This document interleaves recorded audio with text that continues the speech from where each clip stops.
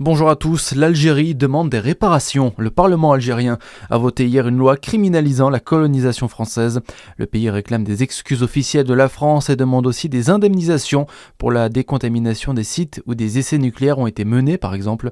Le texte voté liste ce que le pays qualifie de crimes d'État perpétrés entre 1830 et 1962. C'est une initiative manifestement hostile à la volonté de reprise du dialogue franco-algérien, a réagi Jean-Noël Barrot, le ministre français des Affaires étrangères. Plus de 2 millions de colis distribués hier. La Poste assure que la livraison s'est déroulée normalement, malgré la cyberattaque. Le site internet est de nouveau accessible, mais le suivi de colis reste encore dégradé. L'attaque informatique a perdu en intensité, précise le groupe.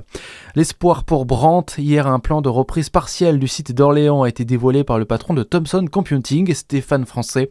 150 emplois sauvés sur les 350 de l'usine orléanaise. Le groupe Brandt a été placé en liquidation judiciaire.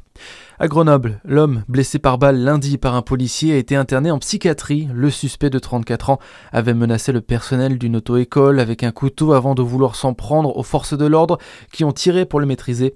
Après sa garde à vue, il a donc été placé en soins psychiatriques sur décision du représentant de l'État, selon le parquet. L'homme est déjà connu pour des faits de violence classés sans suite.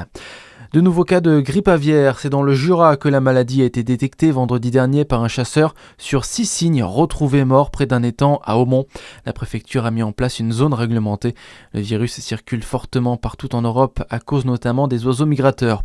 Et puis, proclamons la joie de Noël qui est une fête de la charité et de l'espérance. Les mots du pape Léon XIV hier soir en la basilique Saint-Pierre au Vatican.